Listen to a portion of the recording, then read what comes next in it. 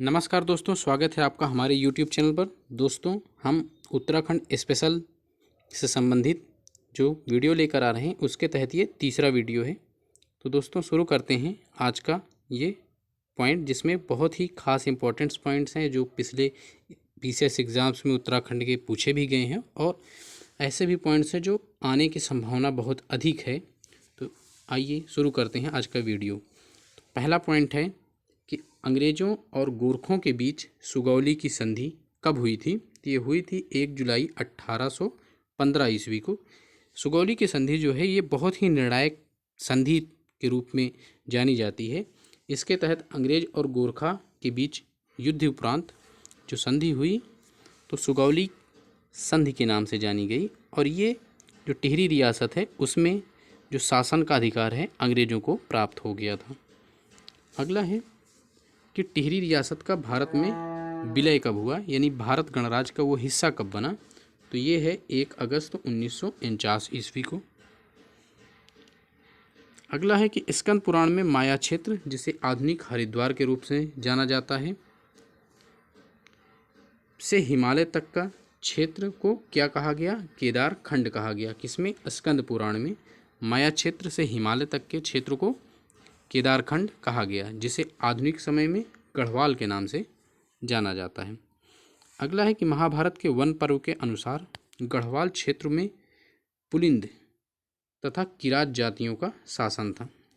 तो महाभारत के वन पर्व में इसका वर्णन किया गया है कि गढ़वाल क्षेत्र में पुलिंदों का और किरात जातियों का शासन था। तो इसमें ये भी पूछ सकता है, वन पर्व इम्पोर्टेंट हो गया कि वन पर्व, किरात जातियाँ, पुलिंद और किस क्षेत्र में? गढ़वाल क्षेत्र में इनका शासन था। अगला है कि पुलिंद राजा सुबाहु की राजधानी क्या थी? तो ये श्रीनगर थी, यानी पुलिंद के राजा सुबाहु ने श्रीनगर को अपनी राजधानी बनाया था। ठीक। अगला है कि बाणासुर की राजधानी ये थी ज्योतिषपुर, जो आधुनिक जोशीमठ के नाम से जाना जाता है। अगला है कि देवप्रयाग जो गढ़वाल क्षेत्र में है स्थित है, यहाँ का शीतोनस्थु पट्टी में पृथ्वी फटने से सीता माता उसमें प्रवेश की थी। तो ये स्थान भी बहुत इम्पोर्टेंट है। ये है कहाँ? देवप्रयाग में, जिसे नाम है शीतोनस्थु पट्टी। यहाँ सीता माता धरती फटने के कारण उसमें प्रवेश कर गई थी। और इसी कारण यहाँ पर जो मनसर में प्रतिवर्ष मेला लगता है, और ये बहुत ही पवित्र और धार्मिक स्थान है मनसर, जो बहुत प्रसिद्ध भी है उत्तराखंड में। अगला है कि प्राचीन गढ़वाल के 2 प्रमुख विद्या आश्रम भी थे, जिसमें एक है बद्रिका आश्रम और दूसरा है कर्णाव आश्रम। कर्णाव आश्रम जो है ये मलनी नदी के तट पर अवस्थित है। आगे देखते हैं कि कर्णाव आश्रम जो बहुत ही प्रसिद्ध रहा है और धार्मिक लोग यहाँ पर भी दर्शन के लिए जाते हैं।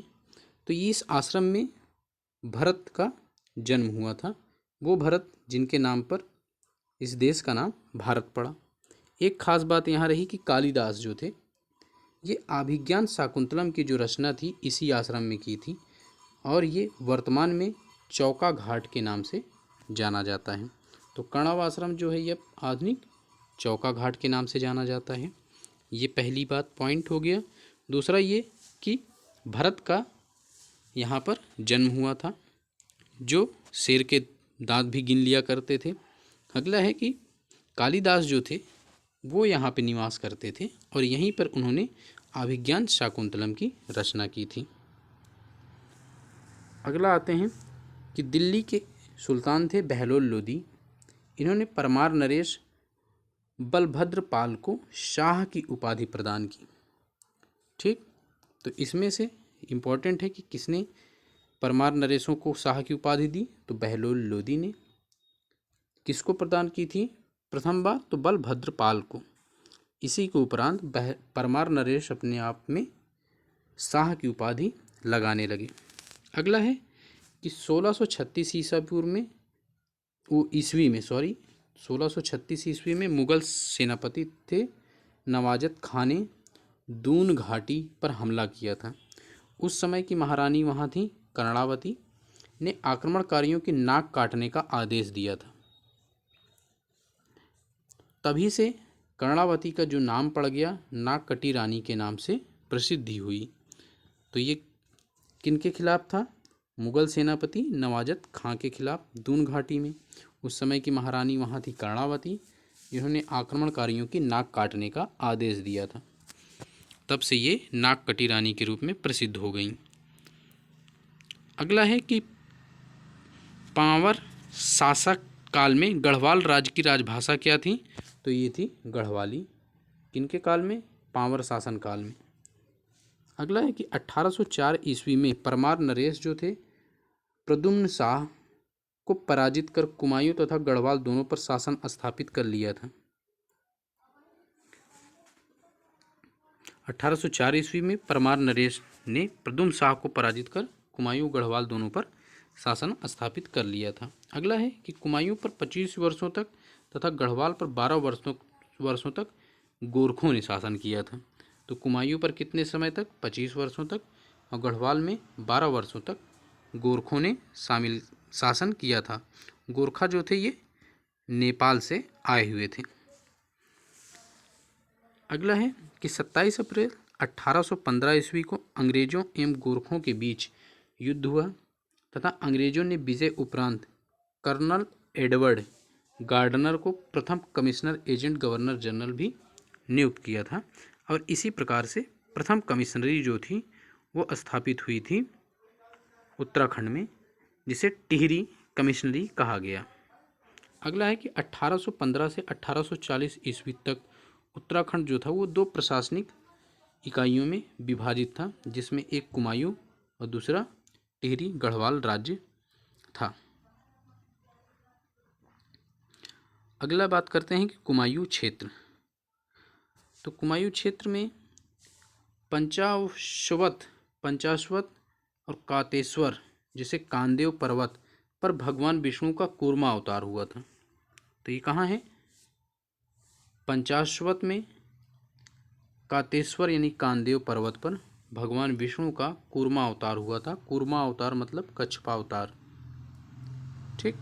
अगला है कि 700 ईस्वी के लगभग कुमायूं में सूर्यवंशी राजा ब्रह्मदेव कत्यूरी का शासन था, अर्थात इस समय कत्यूरी वंश शासन कर रहा था 700 ईस्वी के लगभग में। अगला है कि चंपावत में राजबूंगा किले का निर्माण, ये बहुत इंपॉर्टेंट है। ये 700 ईस्वी में हुआ था निर्माण। इसका किसने करवाया था? तो ये करवाया था सोमचंद्र, जो चंद्रवंश के राजा थे या शासक थे। अगला है कि चंद्रवंश के राजा कीर्तिचंद कुमायूं के इतिहास का सबसे प्रतापी राजा हुआ। ये बहुत इंपॉर्टेंट क्वेश्चन है कि चंद्रवंश के राजा कीर्तिचंद्र कुमायूं के इतिहास का सबसे प्रतापी राजा हुआ। अगला है कि अल्मोड़ा, जिसका प्राचीन नाम आलमनगर था, की स्थापना किसने की? तो राजा बालचंद्र ने ये किया था 1560 ईस्वी में। अल्मोड़ा की स्थापना, जिसे प्राचीन नाम आलमनगर से जाना जाता है, इसकी स्थापना की बालचंद्र ने 1560 ईस्वी में। अगला पॉइंट है कि अप्रैल 1815 ईस्वी को कर्नल गार्डनर एवं गोरखा शासक बमशाह के बीच संधि के पश्चात कुमायूं कमिश्नरी का गठन हुआ 1815 में। अगला है कि कालू महरा, जो कि बहुत ही इम्पोर्टेंट व्यक्ति रहे हैं उत्तराखंड के इतिहास में, इनसे संबंधित पॉइंट देखते हैं कि ये उत्तराखंड में 1857 के स्वतंत्रता आंदोलन को प्रारंभ करने वाले पहले नेता थे कालू महरा। इन्हें क्रांतिवीर नामक गुप्त संगठन का निर्माण करने का भी श्रेय प्राप्त है, अर्थात इन्होंने क्रांतिवीर नामक गुप्त संगठन का निर्माण किया था। और वो क्या उद्देश्य था उनका? अंग्रेजों से स्वतंत्र कराना। अगला है कुमायूं का इन्हें प्रथम सेनानी के रूप में भी जाना जाता है। तो 3 बातें हैं। ये 1857 के स्वतंत्रता आंदोलन को प्रारंभ किया था, क्रांतिवीर नामक गुप्त संगठन का निर्माण किया था कालू महारा ने, और कुमायूं का प्रथम स्वतंत्रता सेनानी के रूप में भी जाना जाता है कालू महारा को। अगला है कि कुमायूं परिषद। कुमायूं परिषद का गठन जो था ये 1916 में नैनीताल में किया गया। इसका जो उद्देश्य था उत्तराखंड की सामाजिक, शैक्षणिक, आर्थिक और राजनीतिक समस्याओं को समझाना, लोगों के बीच रखना और उनसे निजात दिलाना। इसके जो प्रमुख सदस्य थे जो उत्तराखंड से थे वो थे पंडित गोविंद बल्लभ पंत। इनके और सहयोगी जो थे बद्रीदत्त पांडे और हरगोविंद पंत। आगे है कि कुमायूं परिषद ने कुली बेगार, कुली उतार और कुली बर्दायस आदि प्रथाओं का भी विरोध किया। अगला है कि 1926 ईस्वी में कुमायूं परिषद का विलय जो था ये कांग्रेस में कर दिया। तो कांग्रेस में कब विलय हुआ? 1926 ईस्वी में। आगे देखते हैं कि उत्तराखंड का भौगोलिक स्वरूप कैसा है। तो इसमें से बहुत इंपॉर्टेंट पॉइंट्स यहाँ पे लेके आए हैं, क्योंकि इनका विस्तृत जो पार्ट रहा है वो प्रथम वीडियो में या पहले वीडियो में दे दिया गया है। तो बहुत इंपॉर्टेंट पॉइंट्स यहाँ पे शेयर किए जा रहे हैं, तो देख लें जो पूछने जाते हैं एग्ज़ाम्स में उससे संबंधित हैं। कि उत्तराखंड का पिथौरागढ़ जिला जो है ये नेपाल से लगा हुआ एकमात्र जिला है। अगला है कि पश्चिम में इसके टोंस नदी हिमाचल प्रदेश से और पूर्व में काली नदी नेपाल से उत्तराखंड को पृथक करती है। तो पश्चिम में टोंस नदी जो हिमाचल प्रदेश से बॉर्डर बनाती है, और दूसरा है पूर्व में काली नदी जो नेपाल से और उत्तराखंड का बॉर्डर या सीमा बनाती है। अगला है कि ऐसा कौन सा जिला है जो सर्वाधिक जिलों से संपर्क करता है। तो यह है पौड़ी गढ़वाल जिला जो सर्वाधिक 7 जिलों को स्पर्श करता है। अगला है कि सर्वाधिक वर्षा कहाँ होती है। तो ये वर्षा है नैनीताल, देहरादून, चमोली और उत्तरकाशी जिलों में सर्वाधिक वर्षा होती है। आगे बात करते हैं कि उत्तराखंड का प्रशासनिक स्वरूप। तो ये भी वही है कि इसमें बहुत ही इंपॉर्टेंट पॉइंट शामिल किए गए हैं। तो उत्तराखंड का गठन कब किया गया? तो ये 9 नवंबर 2000 को किया गया, और ये उत्तर प्रदेश से अलग करके बनाया गया है। तो ये भारत का 27वां राज्य के रूप में इसका जन्म हुआ था 9 नवंबर 2000 को। राज्य के गठन के समय भारत के राष्ट्रपति थे KR नारायणन, और भारत के प्रधानमंत्री थे उस समय अटल बिहारी वाजपेयी। अगला है कि राज्य के प्रथम राज्यपाल कौन थे। तो ये थे सुरजीत सिंह बरनाला, और राज्य के प्रथम मुख्यमंत्री जो थे वो नित्यानंद स्वामी थे। ये अंतरिम मुख्यमंत्री बने थे, अर्थात ये निर्वाचित नहीं हुए थे। जो विधायक उत्तर प्रदेश की विधानसभा के सदस्य थे, राज्य का गठन होने के पश्चात उनको वहाँ से अपने क्षेत्र से जो निर्वाचित होकर आए थे उन्हीं से मिलाकर एक विधानसभा का गठन किया गया, और उन्हीं के अंतरिम मुख्यमंत्री बनाए गए नित्यानंद स्वामी। और प्रथम निर्वाचित जो बनाए गए मुख्यमंत्री ये थे नारायण दत्त तिवारी। अगला है कि राज्य का प्रथम आम चुनाव कब हुआ राज्य के गठन होने के उपरांत। तो ये था 14 फरवरी 2002 में। अगला है कि राज्य की राजधानी जो है वो है, जैसा कि आपको पता ही है कि राज्य की राजधानी देहरादून है, जो कि अस्थायी प्रकृति की है। तो अस्थायी राजधानी के लिए प्रस्तावित स्थान जो है ये गैरसैंण है। अगला है कि राज्य विधानसभा जो है उत्तराखंड की वो एक सदनी है, अर्थात यहाँ विधान परिषद नहीं है, सिर्फ विधानसभा है। अब है राज्य विधानसभा के प्रथम अध्यक्ष कौन थे। तो प्रथम अध्यक्ष थे यशपाल आर्य, और उपाध्यक्ष विजया बड़थ्याल। अगला है कि राज्य मंत्रिपरिषद में अधिकतम संख्या मंत्रियों की कितनी हो सकती है। तो अधिकतम संख्या हो सकती है 12। ठीक। अगला है कि प्रथम बार राष्ट्रपति शासन यहाँ कब लगा। तो 2016 में अनुच्छेद 356 के तहत यहाँ पर राष्ट्रपति शासन का लागू किया गया था। अगला है कि महिलाओं को सेवाओं में कितने % आरक्षण प्राप्त है उत्तराखंड में। तो 30% आरक्षण प्राप्त है, और पंचायतों में महिलाओं को 50% आरक्षण दिया गया है।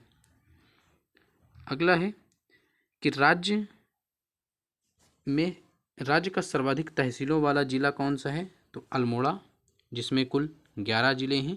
और राज्य का सबसे कम तहसीलों वाला जिला है रुद्रप्रयाग, जिसमें तहसीलों की संख्या 4 है। इसी प्रकार से राज्य में, उत्तराखंड राज्य में सबसे अधिक विकास खंड कहाँ हैं? तो ये है पौड़ी गढ़वाल में 15 विकास खंड। और सबसे कम विकास खंड की बात करें तो रुद्रप्रयाग और बागेश्वर क्रमशः 2-2 विकास खंड यहाँ हैं। अगला है कि राज्य में सबसे ज़्यादा विधानसभा सीट वाला जिला कौन सा है? तो ये सबसे ज़्यादा विधानसभा सीट हरिद्वार में कुल 11 विधानसभा सीटें हैं। और सबसे कम हैं बागेश्वर, रुद्रप्रयाग और चंपावत में क्रमशः 2-2। अगला और लास्ट पॉइंट है कि उत्तराखंड का उच्च न्यायालय कहाँ है? तो इसका गठन नैनीताल में किया गया है। तो इस प्रकार से आज का ये वीडियो यहीं समाप्त हुआ। यदि आपको ये वीडियो पसंद आया हो तो लाइक, शेयर, सब्सक्राइब करना ना भूलें। धन्यवाद।